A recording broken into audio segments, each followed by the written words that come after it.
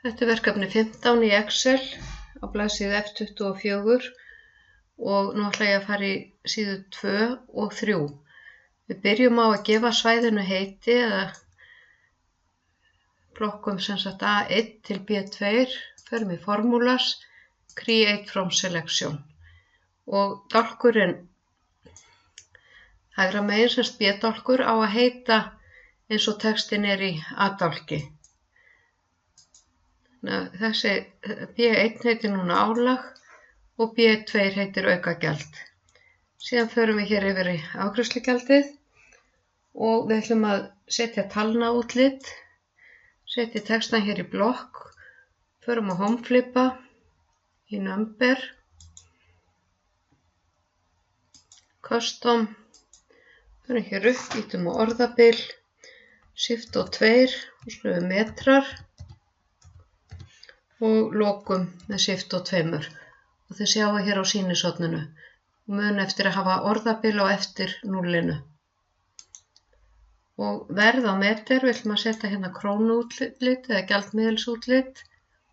Förum við hér í currency. Ég er með Office 365 og fæ ISK, íslenska krónur. Þeir sem eru með Office 2016 fá KR og punktur og hvort tveggja er jafn rétt. Til að fara hingað, ég get endurtekið síðustu skipun úr lyklaborði með því að ýta á F4 á lyklaborðinu. Og fæ ég krónuútlit hér líka.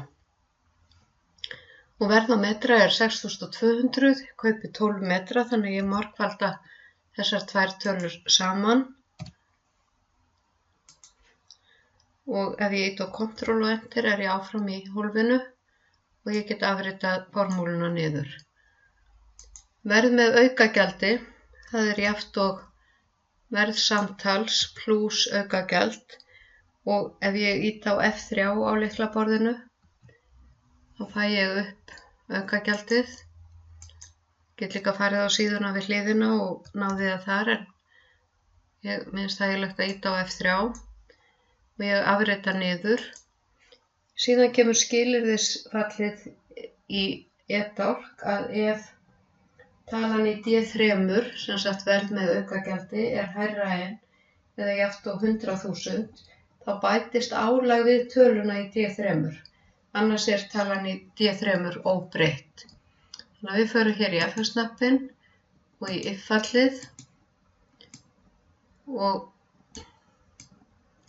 þetta er svona, ef talan í D3 er hærri en eða jöfn og 100.000, þá er það talan í D3 pluss álagið. Þannig að ég setja hérna álagið ofan á. Annars er það talan í D3 sem gildir. Þannig að formúlan er sýnd hér. Ef D3 er hærri en eða jafnt á 100.000, þá er það talan í D3 pluss álag, annars er talan í D3 óbreytt. Og ég afrita formúluna niður og ég vista.